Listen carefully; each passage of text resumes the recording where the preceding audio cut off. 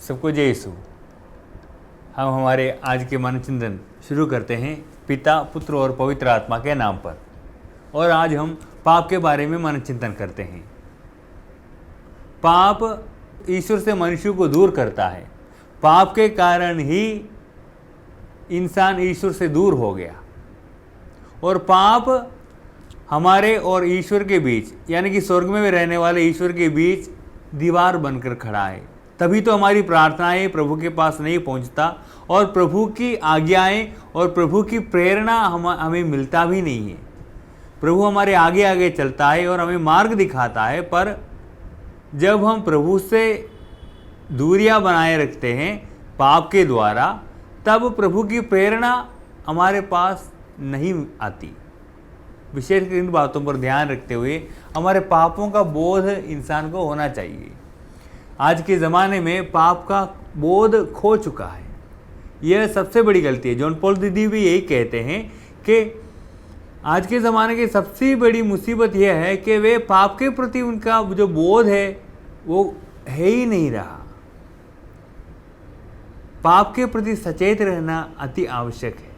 इसलिए हमारे पापों के प्रति सचेत रहने की कृपा हमें पवित्र आत्मा से प्राप्त करना है, क्योंकि पवित्र आत्मा हमें हमारे पापों का याद दिलाते हैं। सूक्ति ग्रंथ में अध्याय 28 के 13 में आप पढ़ेंगे, जो अपने पाप छिपाता है वो उन्नति नहीं करेगा, जो उन्हें प्रकट कर छोड़ देता है उन्हें मुक्ति मिलेगी। जो अपना पाप छिपाता है वो उन्नति नहीं करेगा। हम आगे ना बढ़ने का, मैंने देखा कई सारे परिवार आगे बढ़ नहीं पाते हैं। नौकरी है, बच्चे काम कर रहे हैं, सब कुछ ठीक है, लेकिन आगे नहीं बढ़ पाता। उसका सिर्फ और सिर्फ कारण शायद वे अपने किए हुए पाप हैं। पापों के प्रति सचेत नहीं रहते हैं और उन पापों के प्रति पश्चाताप नहीं करते हैं, माफ़ी नहीं मांगते हैं। जो अपने पाप के प्रति मैंने कहा ना, पवित्र आत्मा हमें हमारे पापों को याद दिलाते हैं। उस पवित्र आत्मा से प्रार्थना कर हमारे पुराने से पुराने पाप, अनजाने किए हुए हमारे अपराध, इसके लिए जब हम माफ़ी नहीं मांगेंगे, प्रभु का क्रोध और प्रभु से हमारी दूरियां बनी रहती हैं। इसलिए हमें विशेषकर हमारे पापों के प्रति सचेत रहना और अपने पाप कभी भी छिपाना भी नहीं चाहिए। कुछ लोग पाप के रास्ते में आगे बढ़ते जाते हैं, उन्हें यह भी पता नहीं रहता कि हम पाप कर रहे हैं। ये तो हर कोई करता है, ये तो साधारण सी बात है, इसमें क्या दिक्कत है, ऐसी ये गलती है। मनुष्य को पाप के प्रति सचेत रहना अति आवश्यक है। ये हमारे अंदर एक गुण होना चाहिए, विशेषकर ईसाइयों के जीवन में, क्रिस्तियों के जीवन में यह गुण सबसे अहम होना चाहिए। जब ये गुण अहम नहीं, हमारे साथ रहता नहीं और हम पाप स्वीकार के लिए, याद रखिए कितने लोग पाप स्वीकार के लिए जाते हैं। सालाना एक बार पाप स्वीकार करना बस काफ़ी है, इसलिए साल में एक बार पाप स्वीकार, वो भी फादर ज़बरदस्ती। हमने देखा कि ज़बरदस्ती फादर ईस्टर के टाइम पर या फिर हमारे लेंट के टाइम पर, उपवास के टाइम पर हम पाप स्वीकार के लिए ज़बरदस्ती भेज देते हैं। सचेत ना रहना हमें उन्नति नहीं होने देता है। विशेषकर याद कीजिए, प्रवक्ता ग्रंथकार अध्याय 4 के 31 कहता है, अपने पाप स्वीकार करने में संकोच मत करो, पाप के कारण किसी की अधीनता स्वीकार ना करो। जो पाप करता है वो पाप के अधीन हो जाता है, पाप के दास हो जाते हैं। संत पौलुस ने भी वही कहा कि किसी की अधीनता स्वीकार ना करो और पाप को, हमारी गलतियों को स्वीकार करने में संकोच मत करो। वही बड़ा इंसान है जो अपनी गलती मान लेता है, चाहे बड़े हो या छोटा, लेकिन अपनी गलतियों को जो मानता है, जो स्वीकार कर लेता है, वही सबसे बड़ा इंसान है। इसलिए कहता है, बाइबल कहती है, संकोच मत करो। संकोच जो करता वो पाप के अधीन, पाप का दास बन जाता है। यदि हम अपने पाप स्वीकार करते हैं तो वो हमारे पाप क्षमा करेगा और हमें हर अधर्म से शुद्ध करेगा, क्योंकि वो विश्वसनीय और सत्यप्रतिज्ञ है। यूहन्ना के पहले पत्र में 1:9 कहता है ईश्वर सत्यप्रति की ओर विश्वसनीय है। यदि हम हमारे पापों को स्वीकार करते हैं तो वो हमारे पापों को क्षमा कर हमारे अधर्म से हमें दूर करेगा। और अपना पाप स्वीकार करने में संकोच ना करो। जब प्रभु तैयार है, प्रभु अपने भक्तों को बुलाते, बेटा बेटी तुम आओ, मेरे पास आओ, मैं तुम्हारे पाप क्षमा कर तुम्हें अनंत जीवन के भागीदार बनाऊंगा, तुम काहे चिंता करते हो। प्रभु हमेशा बुलाते हैं हर इंसान को प्रभु के पास आ जाए, और पापों की क्षमा के बिना हम ईश्वर से दर्शन नहीं कर पाएंगे। जो पाप की अवस्था में जो मर जाते हैं वे प्रभु का दर्शन नहीं करेंगे, स्वर्गराज में प्रवेश नहीं करेंगे। इसलिए वतिकन महाधर्म सभा, दूसरे वतिकन महाधर्म सभा हमको ये शिक्षा देती है कि हम हमेशा पाप के प्रति सचेत रहना चाहिए। छोटे बड़े पाप का परवाह ना करते हुए हमें पाप स्वीकार के लिए जाना ही जाना है। मैंने छोटे छोटे पाप किया, बड़े बड़े पाप नहीं किया, इसलिए बाद में हो जाए ना। हर महीने यदि हो सके पाप स्वीकार के लिए जाइए। कितना 2 मिनट लगता है, फादर के पास जाइए, अपने पापों को कबूल कीजिए, हो गई बात। 2 मिनट लगेगा। फादर हमेशा तैयार भी है। कोई भी फादर पाप स्वीकार के लिए मना नहीं करेगा आपसे। आपको फादर को मिला, ये बोल दीजिए फादर जी मुझे पाप स्वीकार करना है, 2 मिनट लगेगा, और उसका जो फल है ना वो बहुत बड़ा है। इसलिए इस बात पर ध्यान रखिए कि हमें छोटे बड़े पाप का विवेचना नहीं करना है। पाप पाप होता है, और पाप के प्रति सचेत रहने के लिए हमारे बच्चों को भी हमें सिखाने की जरूरत है।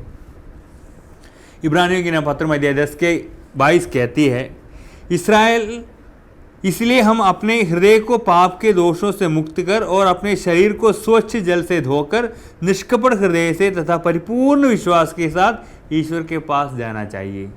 अपने को पाप के दोषों से मुक्त कर, पाप के दोषों से मुक्त कर और अपने को निर्मल जल से धोकर।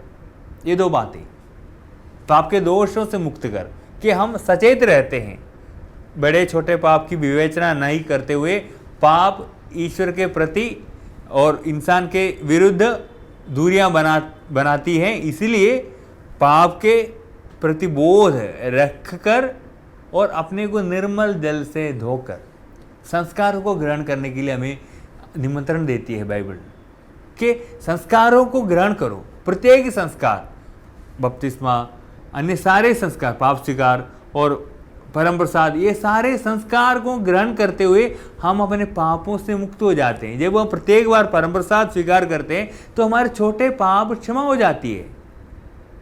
तो उन सारे पापों को हमसे दूर कर हम निर्मल जल से धोकर शुद्ध हृदय से और परिपूर्ण शुद्ध अंतःकरण और विश्वास के साथ हम ईश्वर के पास जाए। ये सबसे बड़ा गुण है ईसाइयों का। परिपूर्ण विश्वास के साथ, यकीन के साथ हम ईश्वर के मार्ग पर आगे बढ़ते हैं ताकि जीवन में कभी संकोच ना हो। प्रभु हमारे पापों को क्षमा करेगा, अरे मैं पापी इंसान हूँ, अरे आगे बढ़ता नहीं, अरे कैसे होगा, इत्यादि संकोच ना कीजिए, बल्कि प्रभु हमारे पापों को क्षमा करने के लिए तैयार हैं, वो तैयार रहते हैं। हमें बस उनके पास जाना है। यदि तुम पश्चाताप करोगे तो प्रभु तुम्हारे अपराध और पाप तुम्हें क्षमा करेगा। इसलिए कहते हैं संत मत्ती सुसमाचार अध्याय 3 के 8 में आप पढ़ेंगे, पश्चाताप का उचित फल उत्पन्न करो। यह ना सोचो कि हम इब्राहिम की संतान हैं। आपको किसी बात पर संकोच करने की जरूरत नहीं। कभी कभी घमंड और अहंकार के साथ हम तो चर्च जाते हैं, चर्च से जुड़े रहते हैं, हम तो बस संस्कार सारे ग्राम तो ईसाई हैं, ये विचार हमारे पापों का बोध हमसे दूर कर देता है। पश्चाताप का उचित फल उत्पन्न करने वाला व्यक्ति छोटे बड़े हर गुनाह के प्रति सचेत रहेगा। वो अपना जीवन निर्मल पवित्र बनाए रखेगा। ये हमारे लिए अति आवश्यक है, ये हमारे लिए बहुत ज़रूरी है। इसलिए विशेषकर जब हम प्रभु के पास जाते हैं तब प्रभु से ये आग्रह और अनुनय विनय करते हैं कि हमें पाप का बोध हमें दे दीजिए। यिर्मयाह नबी का ग्रंथ अध्याय 2 अनुवाद के 13 ये कहता है कि मेरी प्रजा ने 2 अपराध कर डाले। वे मुझे संजीवन जल के स्रोत को ठुकरा दिया और अपने लिए ऐसा कुंड बनाए जिनमें दरारें हैं, जिनमें पानी नहीं ठहरता। हम अपने लिए ऐसे कुंड बनाते हैं जीवन में, जो अपने जीवन को बनाए रखने के लिए और अपने जीवन को बड़ा करने के लिए हम बड़ी बड़ी बातें और बड़ी बड़ी कार्य सोचते रहते हैं और अपने लिए ऐसे कुंड बनाते जा रहे हैं जिनमें पानी अक्सर नहीं ठहरता, और हमने संजीवन जल के स्रोत को नहीं पहचाना। ये गलती है। संजीवन जल के स्रोत प्रभु सदैव पाप क्षमा करने के लिए उपस्थित है, तैयार है, लेकिन हम इस बात पर ध्यान नहीं देते। प्रभु की उपस्थिति को महसूस नहीं करते और अपने जीवन को पवित्रता में बनाए नहीं रखते हैं। तब देखिए हमारे प्रभु हमारे पापों और अपराधों के कारण हमें दंड देगा। इसलिए कहता है पश्चाताप का उचित फल उत्पन्न करो। पश्चाताप का उचित फल तब उत्पन्न होगा जब हम पाप के प्रति सचेत रहते हैं, पाप का बोध हमारे अंदर से खो ना जाए, तब पश्चाताप का उचित फल हम उत्पन्न करते हैं। रोमी के नाम पत्र में अध्याय 10 के 13 में प्रभु का वचन कहता है, जो प्रभु के नाम की दुहाई देगा उसे मुक्ति मिलेगी। जो प्रभु के नाम की दुहाई देगा उसे मुक्ति मिलेगी। प्रभु के नाम की दुहाई देने का तात्पर्य है प्रभु की इच्छा की पूर्ति। प्रभु यीशु ने भी वही कहा, जो मुझे प्रभु प्रभु कहकर पुकारता वो नहीं, बल्कि मेरे स्वर्गीय पिता की इच्छा जो पूरी करता है वही स्वर्ग राज्य में प्रवेश करेगा। इसलिए हम प्रभु प्रभु कहते हैं, पुकारते हैं, चर्च जाते हैं, हम प्रार्थना में भाग लेते हैं, नोवेना करते हैं। ये सब हमारे पापों को हमसे दूर नहीं करता। इसलिए पाप के प्रति सचेत रहने के लिए प्रभु हमेशा हमें बुलाता है। उसके बुलावे को स्वीकार कर पवित्रता में पवित्र जीवन बिताने में हम हमेशा तैयार रहे, हमसे कोई गलती ना हो, इसके लिए विशेषकर प्रार्थना करने की जरूरत है। रोमी के नाम पत्र में अध्याय 6 के 23 कहता है, पाप का वेतन मृत्यु है, किंतु ईश्वर का वरदान है हमारे प्रभु ईसा मसीह में अनंत जीवन। पाप का वेतन मृत्यु है, लेकिन हमारे प्रभु ईसा मसीह में जो ईश्वर की कृपा है, जो ईश्वर का अनुग्रह है, जो ईश्वर की दया है, उनके द्वारा हमें अनंत जीवन मिलेगा।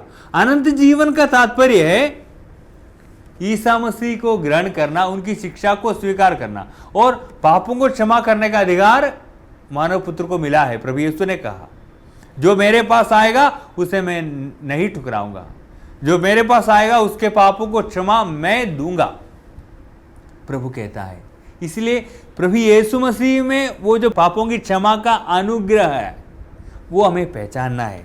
वो कहता है पाप का, लेकिन हमारे प्रभु ईसा मसीह में अनंत जीवन ईश्वर का वरदान है। इस वरदान को पहचानने वाला अपने आप को पाप के दोषों से मुक्त करेगा और अपने को निर्मल जल से धोकर परिपूर्ण विश्वास और शुद्ध अंतःकरण के साथ ईश्वर के पास जाएगा। विशेषकर इस बात का ध्यान रखिए कि शुद्ध अंतःकरण और ईश्वर के पास परिपूर्ण विश्वास के साथ, क्योंकि ईसा मसीह द्वारा हमें जो पापों की क्षमा मिली है, वो अनुग्रह मिला है, उस अनुग्रह के तौर पर हम जीवन बिताते हैं। यह हमारे लिए मुक्ति का स्रोत है। इसलिए पाप के प्रति सचेत रहना, डरने की जरूरत नहीं, लेकिन उससे ज्यादा पापों की क्षमा जो ईसा मसीह द्वारा हमें मिलता है उस पर ध्यान रखिए, उस पर आधारित जीवन बिताइए। इफिसियों के नाम पत्र में अध्याय 2 के 13-14 अब पढ़ेंगे। पाप का वेतन मृत्यु है, किंतु ईश्वर का वरदान हमारे प्रभु ईसा मसीह में अनंत जीवन है। आप लोग पहले दूर थे, किंतु अब हम मसीह से संयुक्त होकर उसके रक्त के द्वारा निकट आ गए हैं, क्योंकि वही हमारी शांति है। शत्रुता की दीवारें उसने गिरा दी है। हम पहले दूर थे, ईश्वर के कृपादान और ईश्वर के पापों की क्षमा से वंचित थे, लेकिन ईसा मसीह द्वारा परम पिता ने हमें उनके पास बुलाया है। अब वह हमारी शांति है। हमें शांति ईसा मसीह देता है। कैसे? हमारे पापों को क्षमा कर। जो पाप से भरा हुआ इंसान रहता है ना, वो हमेशा निराशा में डूबा रहता है और हमेशा दुखी रहता है।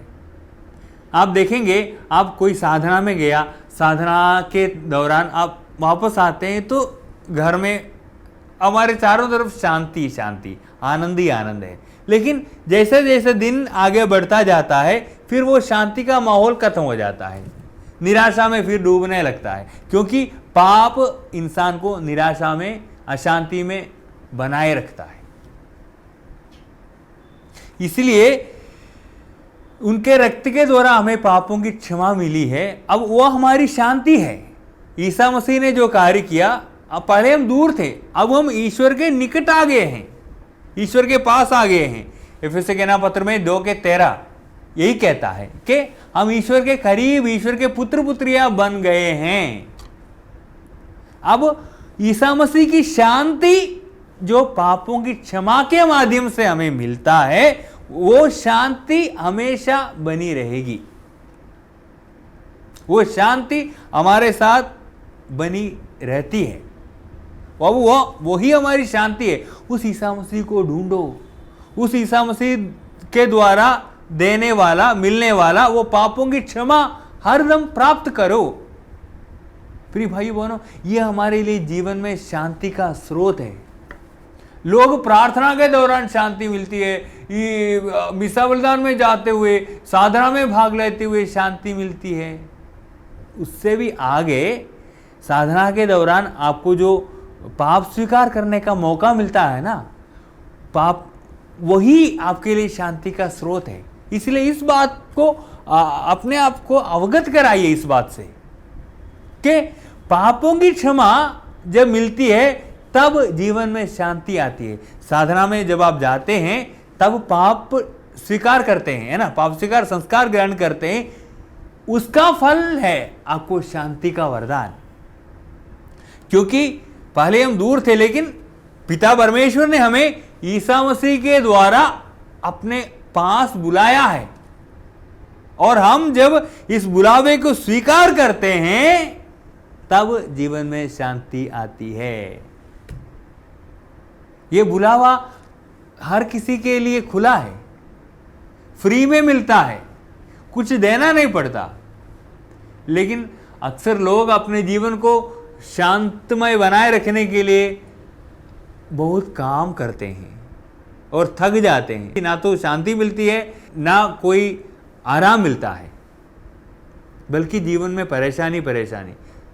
इसलिए याद रखिए, पाप का बोध हमारे अंदर हमेशा बना के रखना और पाप स्वीकार के लिए जाना और पवित्रता को बनाए रखना। छोटे बड़े पाप का विवेचना नहीं कीजिए। मैंने छोटे छोटे पाप किया, मैंने जो जरा सा झूठ बोला, मैंने कभी गुस्सा किया, मैंने कभी गाली दी, ये इतनी बड़ी बात है क्या? ऐसी विवेचना मत कीजिए। ऐसी विवेचना जब हम करते हैं तब हम अपने आप को पापों के प्रति सचेत नहीं बनाते हैं। हर गुनाह पाप वो प्रभु से हमें दूर कर देता है। याकूब अपने पत्र में कहता है, अध्याय 4:17 में, जो मनुष्य जानता है कि उसे क्या करना चाहिए किंतु करता नहीं, उसे पाप लगता है। जो मनुष्य जानता है कि उसे क्या करना चाहिए किंतु करता नहीं, उसे पाप लगता है। मैंने कहा ना, छोटे बड़े पाप, अभी गाली इतना बड़ा पाप है क्या? गुस्सा इतना बड़ा पाप है क्या? पाप तो है ही ना। बड़े छोटे के विवेचना में हम कभी कभी गलती कर बैठते हैं, अपने आप को प्रभु से दूर कर देते हैं। इसलिए इस बात पर हमेशा ध्यान रखने की ज़रूरत है। और द्वितीय वतिकान महाधर्म सभा हमसे ये आग्रह करता है कि हमें हमारे हर काम को पवित्र करना है। हमारे जीवन के हर स्तर को, हमारी नौकरी, हमारे परिवार, हमसे मिलने वाले लोग, हम जो कार्य करते हैं, इन सब को पवित्र करना है। हमें काम पूरा करना है, हमारी ड्यूटी करनी है ना। उससे आगे हमें इस संसार को पवित्र करना है। मुझे मेरे जीवन को पवित्र करना है, मुझे मेरे परिवार को पवित्र करना है। पवित्रता के लिए बुलाए गए हैं।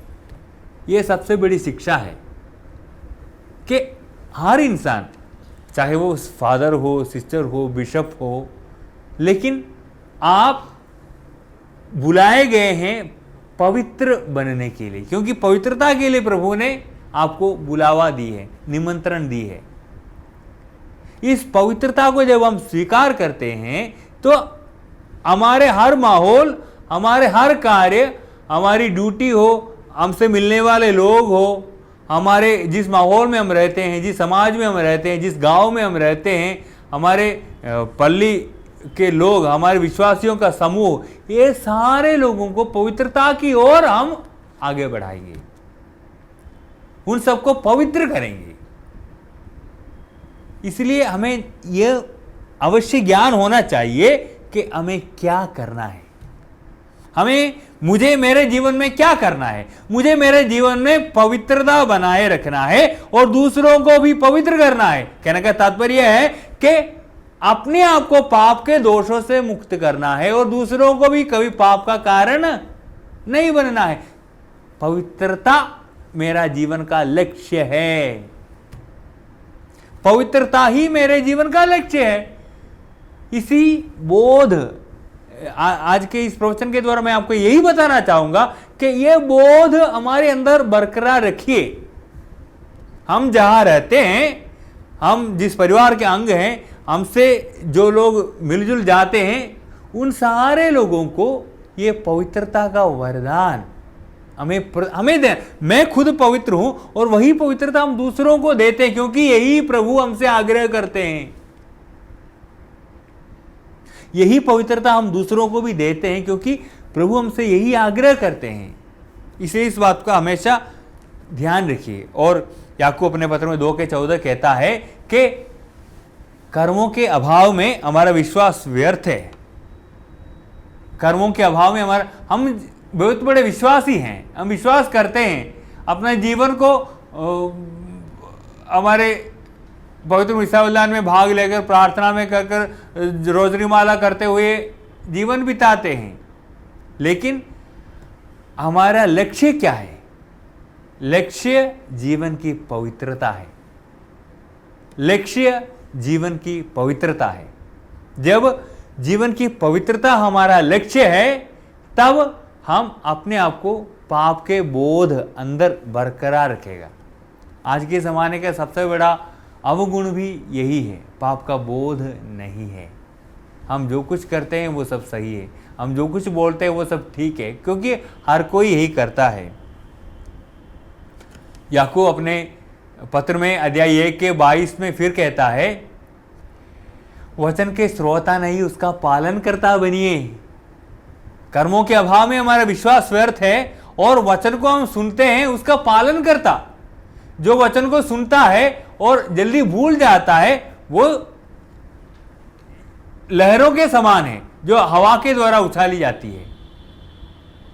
बहुत बड़ा वो करेगा, ये करेगा, निकल जाएगा, लेकिन वो सचेत नहीं रहता।